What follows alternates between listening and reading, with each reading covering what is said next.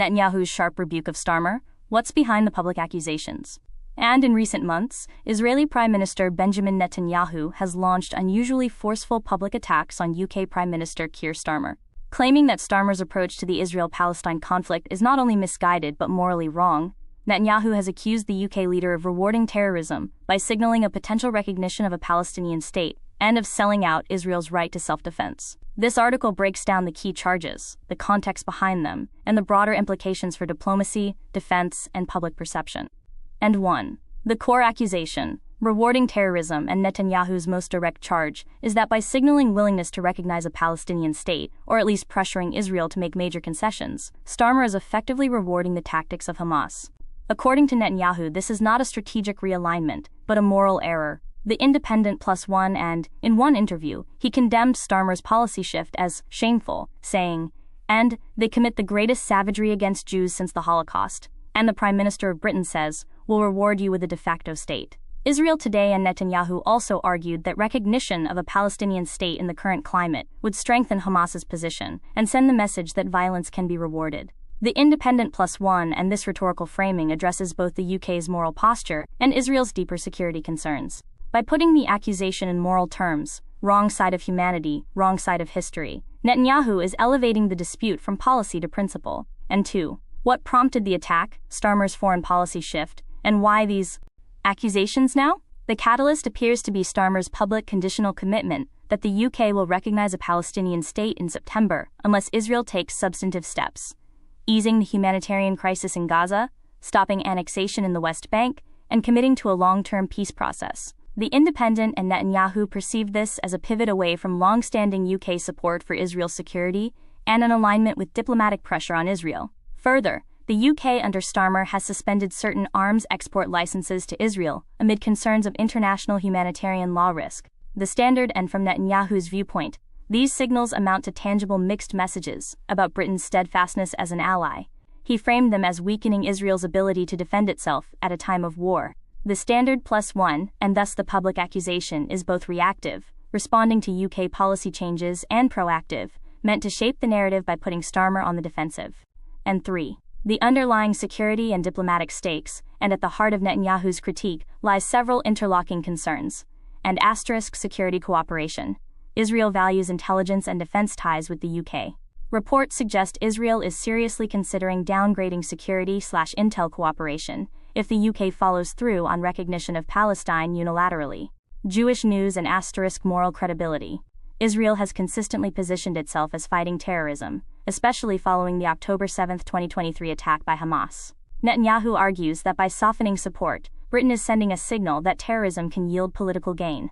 Israel Today +1, an two-state solution and regional dynamics. The UK's fresh approach places focus on humanitarian aid into Gaza, ceasefire demands, and moving toward Palestinian statehood. Netanyahu and his allies argue this undermines Israel's bargaining position and shifts the terrain in favor of Palestinians without preconditions. The Independent and, in other words, Netanyahu sees Starmer's policy as not just an isolated decision, but part of a broader realignment that could alter how Israel is treated by traditional allies. And 4. Why Netanyahu went public, strategy and symbolism, and why did Netanyahu choose to publicly target Starmer rather than handling this privately? Several reasons. And narrative control. By going public, Netanyahu frames the dispute on his terms. He claims moral high ground, portraying Israel as besieged, Britain as wavering. It gives Israel a platform in British domestic media. And domestic politics. Israel's government and electorate are sensitive to international stances. Publicly calling out a major Western leader signals firmness to domestic audiences. And diplomatic leverage. The threat of weakening UK-Israel ties, security intelligence, defense exports, trade, becomes more credible when made openly. It ups the pressure on the UK government. And preempting criticism. By asserting that Starmer is on the wrong side of history/humanity, Netanyahu seeks to preempt any UK narrative that Israel is solely to blame for diplomatic breakdown. And 5. Implications for UK foreign policy, Israel relations and public discourse, and the public clash between Netanyahu and Starmer has wider implications. And UK-Israel relations. The historically strong UK-Israel relationship appears strained. Arms license suspensions, trade talks being paused, and public criticism from Israel all point to a recalibration. And Middle East diplomacy. The UK shifting toward conditional recognition of Palestine signals a more independent posture that may encourage other states and change dynamics between Israel, the Palestinians, and the Western Bloc. An asterisk, domestic UK politics. Starmer faces a balancing act, maintaining Israel's security, important to the Jewish community and broader foreign policy tradition, while responding to humanitarian concerns and his party's base. A public rebuke from Netanyahu raises this domestic risk further. An asterisk, media and public narrative. The moral framing used by Netanyahu, wrong side of humanity/history, places the debate in values rather than mere policy. That kind of framing influences public opinion, not just governments. An asterisk, security and intelligence cooperation. If Israel truly considers reducing security ties with the UK, that could have long-term consequences for counterterrorism and intelligence sharing, especially given the UK's global roles. UK ultimatum on Palestinian state recognition. A detailed breakdown. And in a move that signals a major shift in British foreign policy, Keir Starmer's government has set out a clear ultimatum. The United Kingdom will recognize the state of Palestine by September 2025, unless the state of Israel takes a set of specified, substantive steps. NGOV, UK and +4 and Al Jazeera and +4 and Euractiv and +4. And below we unpack the background, the terms, the timeline, the implications, and the risks of this landmark announcement. And what's the ultimatum? And on the 29th of July 2025, Starmer announced that the UK would recognize a Palestinian state by the time of the forthcoming United Nations General Assembly session, unless Israel takes substantive steps to end the appalling situation in Gaza and commits to several diplomatic conditions. And Al Jazeera, and +2, and the Straits Times, and +2. And specifically, the conditions laid out include, and Israel must allow meaningful humanitarian aid into Gaza. And Sky News, and +2, and Al Jazeera, and +2, and Israel must agree to a ceasefire or at least a sustainable pause in hostilities. And Euractiv, and +1, and Israel must make clear it will not annex parts of the West Bank, i.e. no formal expansionism. And the Straits Times, and +1, and Israel must commit to a long-term, sustainable peace process that revives a genuine two-state solution, Israel plus Palestine. And Telegraph, and +1. And if these conditions are not met, Starmer's government has said the UK will proceed with recognizing Palestine as a sovereign state. The government later formalized this recognition on the 21st of September 2025. NGOV, UK and +1 and why now? Understanding the shift and a combination of humanitarian, political and strategic factors underlies this announcement. And humanitarian urgency. The devastation in Gaza reached a tipping point. Starmer noted the intolerable scenes of starvation and suffering among civilians in Gaza, and said Britain must act while the two-state vision still has meaning. And Al Jazeera and two-state solution at risk. The UK's assessment is that the opportunity for a viable Palestinian state alongside Israel is under threat like never before. Without decisive steps, the UK judged that remaining on the sidelines was no longer tenable.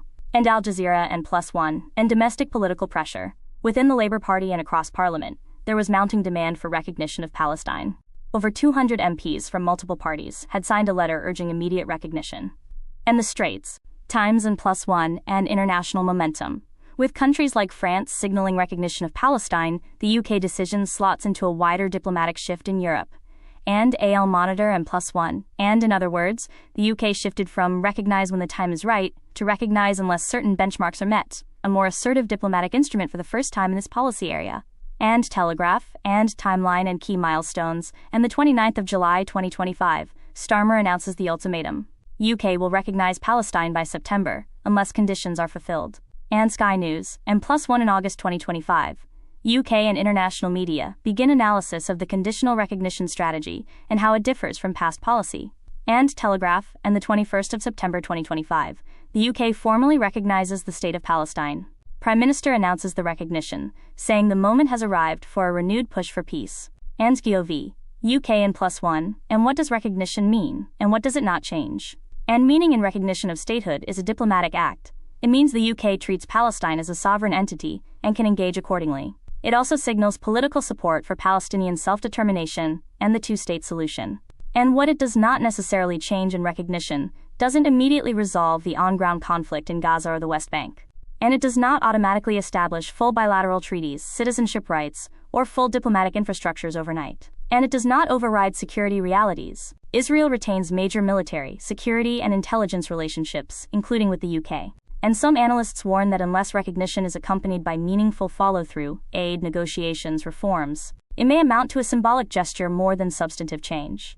And the independent, and +1 and strategic implications, and for UK-Israel relations, and the ultimatum and subsequent recognition mark a more conditional and pressuring approach toward Israel. While the UK continues to regard Israel as a key partner, the recognition suggests Britain is no longer prepared to be silent about humanitarian and diplomatic concerns, and for Middle East diplomacy, influence other nations' calculations, and for the two-state solution. And the UK frames the recognition as designed to preserve the possibility of a two-state solution, rather than abandoning it. In doing so, the UK is attempting to inject momentum into peace negotiations, rather than simply responding to the status quo. And for domestic politics, and Starmer's government must balance multiple domestic pressures: Jewish and Muslim communities in the UK, security alliances, Labour's internal factions, and public sentiment about humanitarian crises abroad. The ultimatum gives a publicly visible lever on one side, and risks and criticisms and credibility gap. Some commentators argue the move could be seen as performative, unless accompanied by concrete policy changes, such as increased humanitarian access, negotiations, and governance reform. And the independent, and strain on alliances. Israel criticized the UK's shift, saying the recognition would reward terrorism and undermine hostage release efforts. The statement underscores the risk of real diplomatic fallout, and Sky News and legal/practical complications. Legal experts debate whether tying recognition to specific Israeli behavior undermines Palestinian self-determination or sets a precedent of conditional statehood, and telegraph and domestic backlash. Some UK MPs and community figures argue recognition was too hasty, or risked weakening the UK's role as a mediator. Others believe it still doesn't go far enough. And implementation gap. Recognition is one step, but the heavy lifting remains. Sustained humanitarian access, ceasefire implementation, rebuilding Gaza, Palestinian governance reform, and Israeli-Palestinian negotiations. UK arms export licenses to Israel, policy shifts, data and diplomatic stakes. And in recent years, the United Kingdom has come under growing scrutiny for its arms export licenses to Israel, particularly amid the war in Gaza and concerns over violations of international humanitarian law. The UK government has responded by announcing partial suspensions, publishing license statistics, and defending its policy, yet questions remain over transparency and whether the measures go far enough. And what's the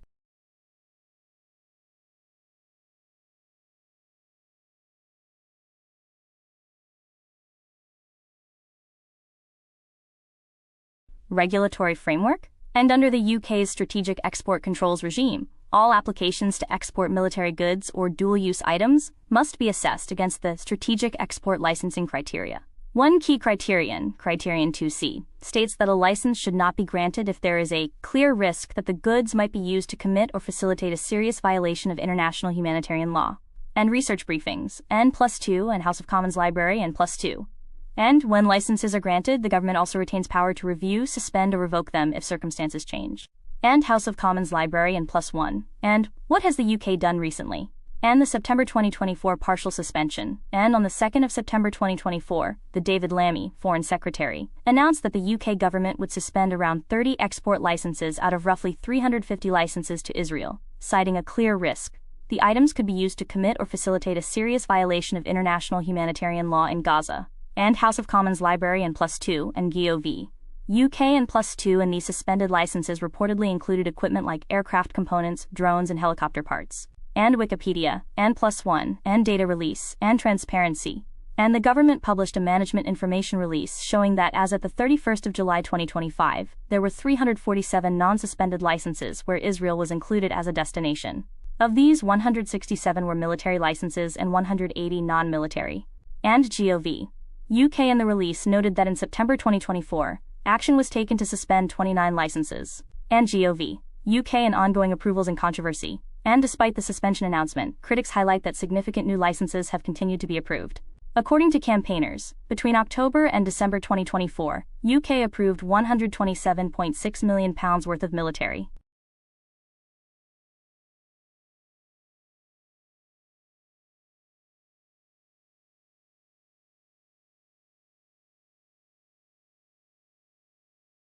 equipment licenses to Israel in that 3-month period, more than the value approved in the previous 4 years, 2020 to 2023, combined.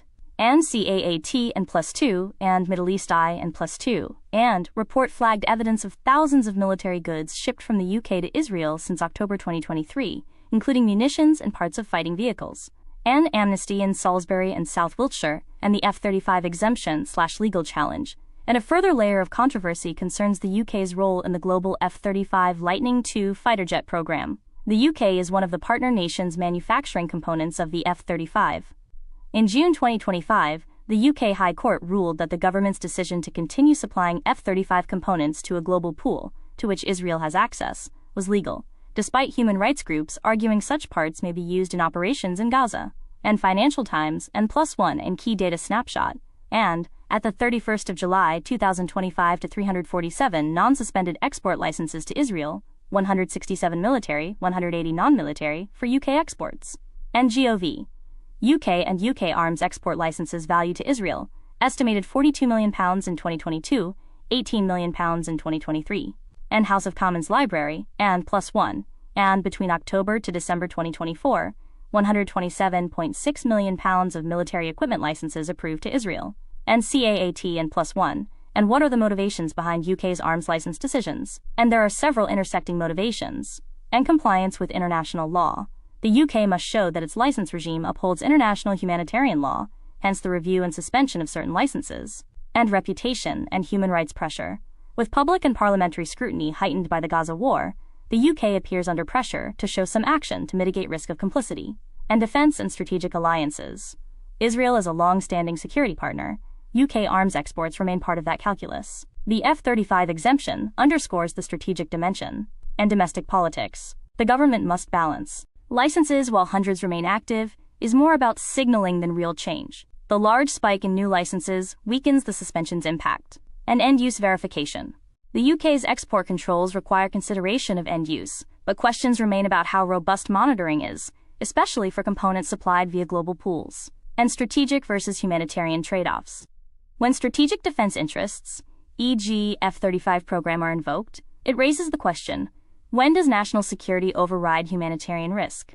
And domestic political pressure. The British government is caught between different constituencies, human rights advocates demanding full arms bans, defense sector interests, and security partners. And what next? Policy outlook and further reviews and suspensions. The UK may conduct additional reviews of licenses to Israel, and possibly other destinations, and could suspend or revoke more. And possibility of full embargo. Some campaigners call for a full embargo on arms exports to Israel until hostilities end and humanitarian conditions improve. The Scottish government has gone further than Westminster, and Wikipedia and enhanced transparency and monitoring. In response to critiques, the UK may publish more detailed data on end users, values, and ultimate destinations of licensed goods, and link to broader foreign policy agenda. The UK's arms license policy is likely to become integrated into its broader stance on the Israel-Palestine conflict, humanitarian access, aid flows, and recognition of Palestine. And legal precedent and litigation. The High Court ruling sets a precedent, but further legal challenges may emerge, particularly if campaigners obtain new evidence of misuse. And SEO keywords and phrases. And to help search visibility, relevant phrases include, and UK arms export licenses to Israel, and UK suspension of arms exports, Israel 2024, and United Kingdom. Strategic export controls Israel and UK arms trade controversy, Israel-Gaza, and F-35 components. UK-Israel export license and humanitarian law arms export. UK-Israel and UK arms exports data, Israel 2025, and conclusion. And the UK's arms export and license moves regarding Israel represent a complex balancing act. The government must reconcile its obligations under international humanitarian law, its strategic defense alliances, and domestic political pressures. The September 2024 partial suspension marked a visible policy shift, but the continuation of substantial export approvals, alongside the F-35 components' legal controversy, means the picture remains mixed. And ultimately, the measure of success will lie not only in how many licenses are suspended or revoked, but in how robust the end-use verification is, how transparently the data is published, and whether the UK's exports truly reflect its stated humanitarian commitments. For the UK's foreign policy credibility, both in the Middle East and globally, this will matter. And if you like, I can pull together a detailed timeline of all major UK arms export license actions related to Israel from 2023 to 2025, and compare how the UK's approach compares with the US, Germany, or France. Would you like me to do that? Diplomatic disengagement and missed meetings. The UK-Israel rift deepens. And in recent months, the diplomatic relationship between the Keir-Starmer-led United Kingdom and Benjamin Netanyahu's Israel, and its leadership broadly, has shown signs of disengagement, strain, and missed opportunities for dialogue. Whether through the failure to schedule a summit-style meeting, cancellation of protocols, or tense encounters, these episodes are shaping a narrative of a once close alliance under stress. In this article, we unpack the major missed meetings and disengagements, look at the causes, and assess what it signals for UK-Israel ties. And what are the key missed meetings and diplomatic disengagements? And 1. Failure of a UK-Israel summit in New York and on. Notable instance occurred when both the UK Prime Minister and the Israeli Prime Minister were in New York at the same time, yet no meeting took place. According to a report, despite the British side hoping for talks between Starmer and Netanyahu on the sidelines of a global gathering, the meeting did not materialize because the diaries did not align. And Sky News and this absence of a meeting, when both parties were co-located, was widely seen as a tacit signal of cooler relations. And 2. Tense meeting between Starmer and Israeli President Isaac Herzog, and on the 10th of September 2025, the UK Prime Minister hosted Israel's president at 10 Downing Street for what the Israeli leader later described as a tough and strong meeting, and Al Arabiya English, and +3, and the Times of Israel, and +3, and the New Arab, and +3, and the encounter was marked by a brief handshake without smiles, public disagreement over Israel's Gaza operations, and the UK's plans to recognize a Palestinian state unless Israel takes specific steps, including a ceasefire and humanitarian access. The meeting underscored deep disagreements, and the Times of Israel, and +1. And while not a total miss, the engagement was symbolic of strain. The usual warmth of Allied diplomatic meetings was absent, and optics were distinctly frosty. And 3. Broader signs of disengagement.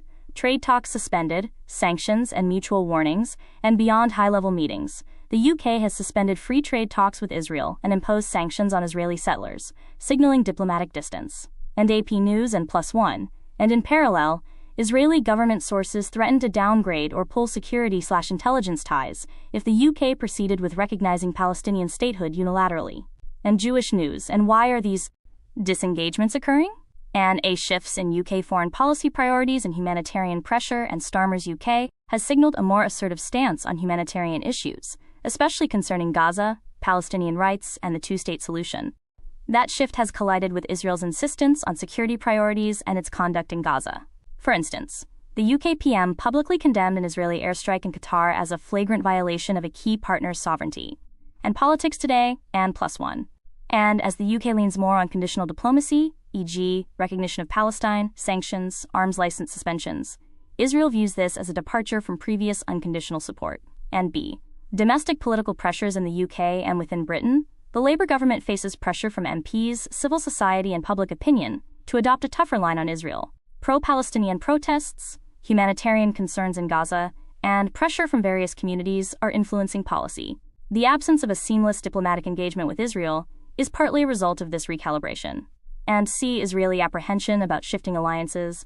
And from Israel's perspective, the UK's moves, missed meetings, recognition threats, sanctions, are signals of potential weakening of historic alliances. Israeli leaders worry about losing a strong diplomatic backer. The refusal or absence of a meeting with Netanyahu in New York is arguably a symptom of this anxiety. And D. Operational logistics masked as politics. And in the New York case, the official reason given was the diaries did not align. But behind that may lie deliberate diplomatic withholding. In times of heightened tension, scheduling a meeting can itself be a message. Choosing not to meet says something. The optics of absence matter. And what are the implications for UK-Israel relations? And diplomatic and strategic impact? And the repeated missed or frosty meetings erode the traditional special relationship feel between the UK and Israel. And intelligence and defense cooperation, historically strong, are now under threat. The warning from Israel that it might pull security ties if the UK recognizes Palestinian statehood underscores the stakes. And Jewish News, and +1. And trade and arms license terrain is affected. Suspension of trade talks and license reviews reflect broader diplomatic disengagement. And messaging and public perception, and these missed engagements send the message that Britain's alignment with Israel is no longer taken for granted. For pro-Israel constituencies in the UK, this may feel like a betrayal. For Palestinian rights advocates, this may feel like overdue diplomatic recalibration and risks of escalation. And when formal meetings are avoided or conducted under tension, it reduces opportunities for behind-the-scenes back-channel dialogue, which are often critical in crises. Absence of engagement raises the risk of misunderstandings, miscalculations, or escalation, and opportunity for redefinition. And on the flip side, this period of disengagement may create space for the UK to define its Middle East policy in a more independent fashion, not simply following traditional alignments. This could position Britain differently in diplomatic fora, though at the cost of immediate trust from Israel. And looking ahead, what to monitor, and whether a full official meeting between Starmer and Netanyahu occurs in the near future, and under what terms. If such a meeting is avoided again, it signals ongoing estrangement. And changes in defense/security cooperation. Will Israel actually reduce intel sharing or arms collaboration with the UK? Or are the threats rhetorical? And UK's follow-through on recognition of Palestine, and whether this becomes a diplomatic breaking point. The existence of missed meetings may presage deeper shifts. And trade and economic diplomacy. How the suspension of free trade talks and other economic links evolve, whether symbolic or substantive disengagement. And domestic UK politics. Public and parliamentary reactions to the diplomatic posture will influence how enduring this shift is. May hurt the UK's credibility domestically and internationally. And domestically, the electorate expects consistency. If the government says it will act on humanitarian concerns, arms sales, diplomatic recognition, it will be judged on whether it really does. And for Starmer in particular, the move is politically risky. While it may satisfy one segment of his party and younger voters, it may alienate others, security-oriented voters, traditional allies of Israel. And 5. Risk of backlash and domestic polarization and rapid changes or strong diplomatic gestures, like recognition of Palestine, may trigger backlash. Political opponents, interest groups, including pro-Israel voices in the UK, or community groups may feel their concerns were disregarded. And there is also risk of polarization, increased activism and protest, amplified media scrutiny, potential for social tensions tied to foreign policy decisions. The government must manage how these decisions filter through domestic society. And global implications. And 1. Shift in UK's international role in partnerships, and by recognizing the state of Palestine and tying its policy to conditions on Israel, the UK signals a more independent foreign policy approach, less automatic alignment with earlier allies or frameworks. For example, an article argued the UK's move shows UK autonomy from Washington, and Middle East eye and +1. And this repositioning may lead to new alliances, partnerships, and diplomatic roles for the UK. The UK may champion humanitarian or multilateral approaches more explicitly and engage more actively in Middle East diplomacy. And 2. Impacts on UK-Israel and UK-Middle East relations, and the UK's stance will affect its bilateral relationship with Israel, security cooperation, intelligence sharing, trade, diplomatic trust. Tensions may rise. And conversely, for Arab and Muslim majority states, the UK's move may open doors. Improved relations, diplomatic capital with Palestinian leadership, potential for new regional cooperation. And the UK's position may also influence its broader standing in international institutions, UN, EU, global forums, as a country that is willing to shift policy based on humanitarian or rights-based criteria. And 3. Effect on international law, diplomacy and norm setting, and the UK's recognition of Palestine, conditional though it is, contributes to evolving norms around statehood, diplomacy, recognition, and conflict resolution. And telegraph and such moves may influence other countries. If major Western nations adopt similar stances, the diplomatic landscape in the Middle East could shift.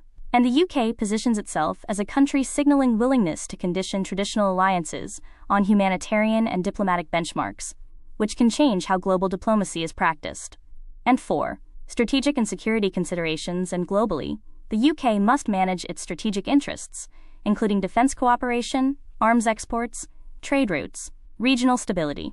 A changed posture may affect those. And for instance, if the UK's relations with Israel weaken, it may lose access to certain intelligence/governance networks in the Middle East, or face new security challenges. And conversely, the UK could gain strategic advantage if it becomes more influential in emerging regional alignments, e.g., involvement with Arab states, Palestinian leadership, humanitarian networks. And 5. Economic and trade repercussions and global implications also include economic/trade. The UK's exports, defense industry relationships, global supply chains may be impacted. If international partners view the UK as shifting, they may respond by recalibrating their own trade or defense engagements with Britain. And furthermore, the UK may face reputational impacts. Countries and companies may assess risk differently when engaging with the UK, depending on how its foreign policy credibility evolves.